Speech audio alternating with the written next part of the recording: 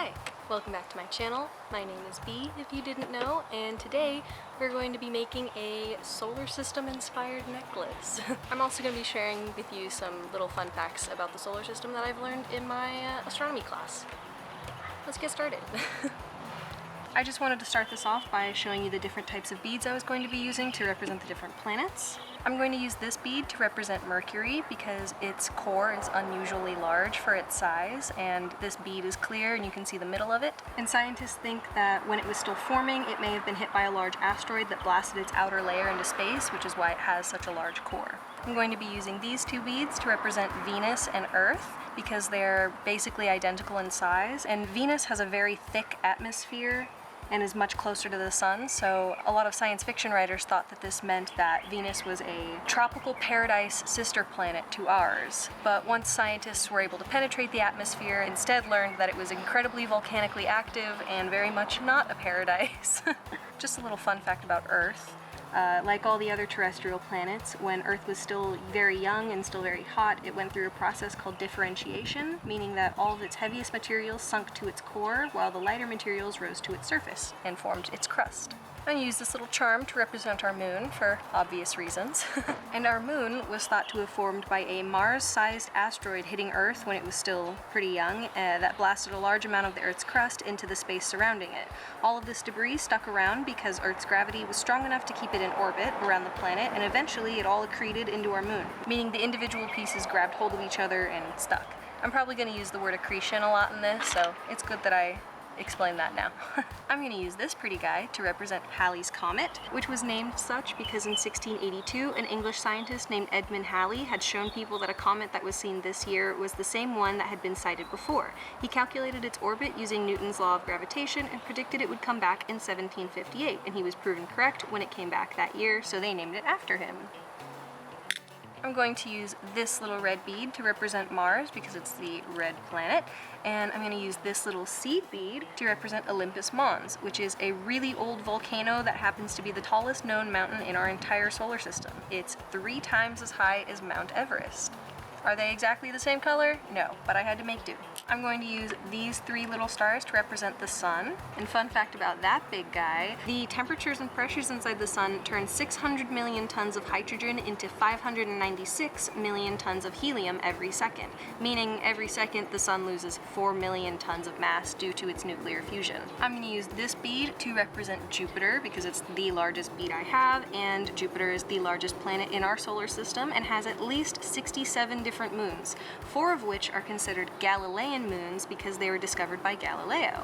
Where's my clear bead? Oh my god, it's right there. Okay. This little reddish pink bead is supposed to represent Io, which is the most volcanically active world in our solar system, and this clear one is supposed to represent the 3 other Galilean moons of Jupiter that are composed of mostly ice. This metal ring is supposed to represent Saturn's rings, and this orange flat bead is supposed to represent Saturn. Saturn has a rotation period of 10 hours, and it rotates so fast that most of its mass gets distributed towards its equator, so it's considered the flattest of our planets, being about 10% larger in diameter at its equator than it is from pole to pole.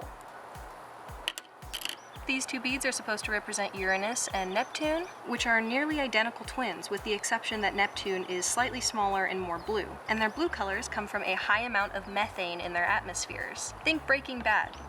That kind of blue. And this funky shaped little pearl is supposed to represent Pluto. And Pluto, as we know, is considered a dwarf planet, and the dwarf planets are defined as asteroids or comets that are large enough to have gravity with the strength to turn the object spherical. Gravity will turn any rocky object bigger than 500 kilometers in diameter into a sphere within a billion years. Ain't that an interesting fact? I think that's an interesting fact. And all of these little guys are supposed to represent comets and asteroids. The black ones being asteroids, and the rest being little parts of comets and stuff. All of our planets formed from these little clumps of particles that they call planetismals, and any planetesimal that didn't get turned into a planet are leftovers we either call asteroids or comets. Asteroids formed within the frost line, which is beyond the asteroid belt and just before Jupiter's orbit, and they are mostly composed of rocks and metals. But comets formed outside the frost line, so they're composed mostly of ice with the addition of a few rocks and a few metals. Comets also happen to have 2 different tails, a plasma tail and a dust tail, which I wanted to show by using these long 2-toned beads. Hello, it's VoiceOver Bee. I'm here to share with you some fruitful knowledge about our own little place in the universe, but first I'd like to introduce my little dog Lily. She's one of 2 dogs that I have, and I couldn't help but stick her head under the camera when she ran up to me. And without further ado, here are some solar system facts. The leading theory of how our solar system formed is called the nebular hypothesis, which basically says that our solar system formed from the gravitational collapse of an interstellar cloud of gas that we call the solar nebula. This collapse gave birth to our sun at its center and the planets in the spinning disk that formed around the sun. The elements that made up the solar nebula were 98% hydrogen and helium, and 2% of all other elements combined.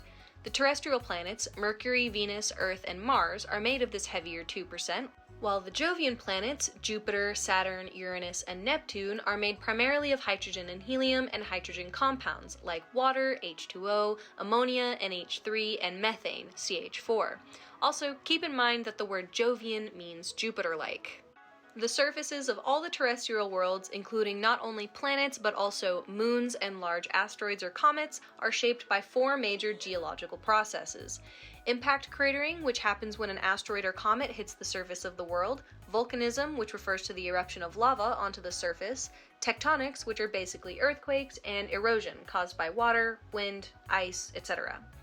Volcanism, tectonics, and erosion are all processes that depend on something happening either on or within the planet, while impact cratering is the only geological process that affects these worlds based off of an outside source, the objects making the craters. The majority of impact craters on all worlds were made during a time when our solar system was just being formed. There were a lot more planetismals flying around space, hitting other ones, and accreting into bigger objects. This time was called the heavy bombardment. Scientists can actually estimate a world's surface age by counting how many craters are on it, because if there's a ton of them, then they know that the surface hasn't changed since the heavy bombardment roughly 4 billion years ago. For example, our moon has 2 crucial areas, the lunar highlands and the lunar Maria. The highlands are much older than the Maria, and we know that because of how many more impact craters there are. The Maria, however, must have had some kind of large-scale lava flow that filled and covered all of the craters from this time, which also suggests that the moon used to be volcanically active. Nowadays, impacts aren't as common as they were 4 billion years ago, despite the somewhat common appearance of quote-unquote shooting stars. Shooting stars are what everyday people call meteors, and you may ask yourself, what's the difference between a meteor and a meteorite? Because there is a difference. Meteors are simply the flash of light that happens when a small particle from space enters our atmosphere and burns up, creating the little sparkles that people make wishes on. Meteorites are what we call the particle if it's large and strong enough to survive the trip through our atmosphere and actually hit the ground. Little fun fact, meteor showers happen when Earth or any planet passes through the orbit of a comet, because as the comet flies closer to the sun, it's constantly losing little bits and pieces of matter, and those little pieces are left behind for a planet's atmosphere to basically catch onto them and burn them up, creating really flashy shows for us to watch. Here and there, you'll see me make little star charms that I'll hang in places, specifically around Earth just before Halley's Comet, that are supposed to represent meteor showers. The majority of asteroids in our solar system are concentrated in the asteroid belt, which is between the orbits of Mars and Jupiter. The asteroids are kept there by orbital resonances with Jupiter, meaning that Jupiter's gravity keeps the asteroids in place whenever they get near the planet. But occasionally, an object can get flung towards the inner solar system, where we are. Nearly every asteroid that has impacted Earth since the heavy bombardment was sent here by the gravitational influence of Jupiter or one of the other Jovian planets. Alternatively, back in the beginning, when everything was still forming and situating itself, Jupiter actually flung a fair amount of comets into the far outskirts of our solar system. This area is called the Oort cloud, and it's so far that it's a quarter of the way to the nearest star that isn't our own sun. This means that comets that are in the Oort cloud actually formed closer than the comets that formed and stayed in the Kuiper belt, which is just beyond Neptune's orbit where Pluto is. Basically, Jupiter saved our lives one major time and then continues to mess with us a bunch of little times because of how strong its gravity is. All of the Jovian planets have really strong gravity because of how massive they are, but they aren't all the same. They're actually split into 2 subtypes. Jupiter and Saturn are made primarily of hydrogen and helium, while Uranus and Neptune are made primarily of hydrogen compounds. And they're not actually entirely made out of gas like the name gas giant suggests. Jupiter, for example, has a layer of extremely electrically conducting liquid hydrogen, which may sound a bit familiar if you're well versed in Greco-Roman mythology, where Jove, or Zeus, is known as the god of thunder. Uranus and Neptune, however, don't have internal pressures high enough to form liquid hydrogen, but they may have other liquid materials made from hydrogen compounds instead, creating odd oceans buried deep within their interiors. That's a quote from the textbook, quote-unquote odd oceans. One of these hydrogen compounds, methane, is able to turn into clouds of snow at high altitudes with low temperatures, and at altitudes even higher than that, the clouds of methane absorb almost all of the red light that reaches them. In turn, they reflect back the blue color I was talking about at the beginning of this video. The Jovian planets all get their colors from different kinds of clouds. Jupiter's alternating bands of white and brownish colors come from areas where rising air brings ammonia gas to an altitude where it's cold enough for ammonia clouds to form, which gives us the white bands, and areas where that air is being brought back down shows us the warmer levels of ammonium hydrosulfide clouds, which gives us the reddish-brown bands. And just a little fun fact that I wanted to throw out there but I didn't have a segue for, the dwarf planet Eris is what made scientists question their definitions of a planet. Because of this, they named it after a Greek goddess who causes strife and arguments among humans. Eris's moon, Dysnomia, was named after the goddess's daughter, the Greek goddess of lawlessness, which I thought was really cool. I don't know, I really liked that fun fact. And that's the end of the fun facts. Alright, now that I've finished the necklace, I can point out the different things to you. There's lots of dogs barking. I apologize. So there's some asteroids, a star, not for accuracy of course, Mercury, a comet, Venus and a moon, some meteorites around Earth and its moon, Mars and Olympus Mons, some more asteroids, a comet with a tail and a comma, some more asteroids and the asteroid belt, the sun, obviously not close to the asteroid belt, the end of the asteroid belt, a comet with a comma and a tail, some more asteroids, and then Jupiter, Io, and the other Galilean moons, another comet, Saturn and its rings, Uranus, another comet, Neptune and Triton, some more comets, another star, more comets, and Pluto, with some other comets around it. So this section here represents the Kuiper Belt. I'm very proud of her, she's very cute. Okay, my space buns have kind of deflated a little bit, but I'm excited about the necklace, so I'm not gonna think about that. I actually tried to film this video once before already. The necklace is stuck in the table. And this was the first prototype of the necklace. I was wearing it at the beginning of this video. She's very cute. Let's try on this new one. Oh my god, I'm so excited.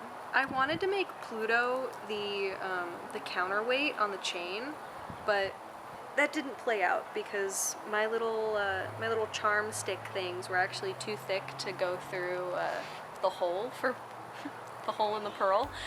But yeah, anyway, is she on straight? I don't know, let's find out.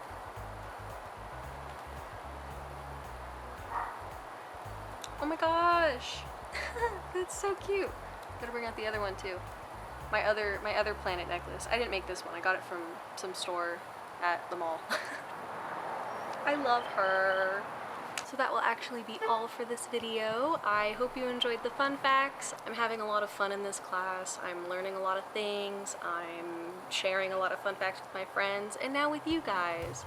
I've always really liked fun facts. I've been a collector for a while. Back when this channel was Prince Forest and not Kono Basket, I actually did a couple like 50 fun facts in 4 minutes type videos, mostly inspired by Hank Green. Thanks homie. He's not dead, I don't know why I'm looking up. Anyway, that'll be all. I hope you enjoyed the video. I hope you're staying hydrated and healthy and creative and safe, and I will see you in my next one.